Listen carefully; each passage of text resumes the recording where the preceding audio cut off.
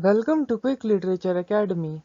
Subscribe and press the bell icon for more literature videos. Preface to Lyrical Ballads by William Wordsworth begins with a discussion of the collection of poems written mostly by Wordsworth with contributions by S.T. Coleridge. Originally published in 1798, in 1800, Wordsworth added an earlier version of the preface, which he extended 2 years later. Because he felt his poems were of a new theme and style, he felt they needed an introduction. Some scholars say that Coleridge wanted to write the preface, but never got around to it, so the work fell to Wordsworth instead. As the majority of the poems in the collection are by Wordsworth, this was probably a more appropriate choice, though there is suggestion in some of Coleridge's later writings that the two disregard about what the preface should say. In the preface, Wordsworth writes that the purpose of the collection was to write poems that dealt with things that happen in everyday life. Most importantly, Wordsworth considered each poem in the collection to be an experiment in language usage or diction. He wanted to find out if conversational language could be used effectively in poetry. What, then, is poetry? Wordsworth sets out to define this particular form of art. In the preface to Lyrical Ballads, Wordsworth outlines his definition of the nature and function of poetry, as well as identifying the qualities that make someone a true poet.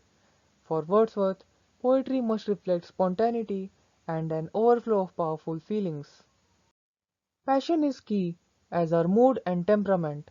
Although poetry must emerge from spontaneity, it must not be written spontaneously. Rather, Wordsworth asserts that a poem should be the result of long and deep reflection.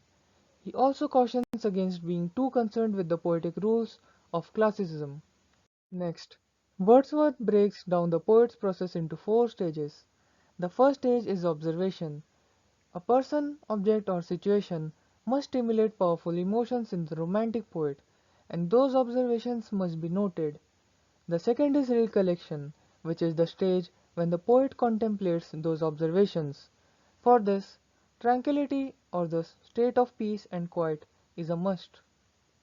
Memories may surface that are days old or older, and the poet should contemplate those memories to explore how the emotions they provoke relate to past experiences. The third stage is filtering, when the poet clears the mind of all non-essential elements. Result of this is that poet's personal experience becomes relevant to a wider audience. The fourth stage is composition. It's not until the fourth and final stage that the poet should begin to compose, to actually write it.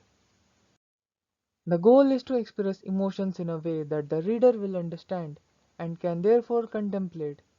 Wordsworth's next topic is imagination. He begins by discussing how the new classicists defined imagination.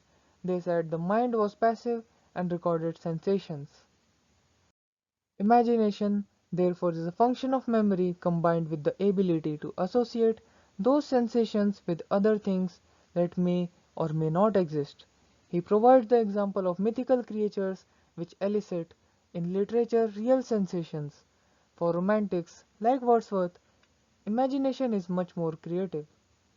Rather than assigning recorded sensations to other objects, the imagination has the power to create a new reality and to see beyond the material world surrounding the poet. As for what to write about, Wordsworth states that poetry can capture any and every subject that is of the interest to the mind. What matters is not whether a subject is poetic, but rather whether the poet can add meaning to a subject and therefore make it poetic. Certainly, themes from common life can be poetic and worthy of contemplation, Wordsworth requires of the poet.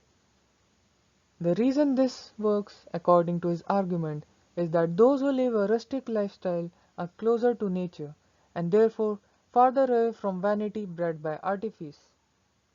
Next, Wordsworth dives deeper into the function of poetry. Unlike the classicists who value art for the sake of art, the idea that art should be produced regardless of any moral values or concerns, Wordsworth and the Romantics believe in art for the sake of life. That is, Wordsworth sees the function of poetry as ennobling the reader through the teaching of moral and philosophical values and ideals. Ennobling means making them noble. Finally, Wordsworth discusses in greater depth the diction of poetry. Diction is basically the use of language, but more specifically, it's the choice of words, phrases, sentence structures, and even figurative language. While diction is important in all of literature, Wordsworth places particular importance on its role in poetry because it is the poet's medium. Whereas prose also has character, setting, and plot to convey a message, the poet's choice of language or diction is the sole means of expression in poetry. Despite this, Wordsworth argues that the diction of poetry and prose is the same, and criticizes the neoclassicists for their artificial and unnatural language. Passion should drive diction, not ornament, dignity, or meter. He wants poetry to center on rustic, humble situations, using rustic, humble language. According to Wordsworth, that is the real source of poetic truth and beauty. Thanks for watching. Do like and subscribe. Comment below if you want a video on some topic. All the best.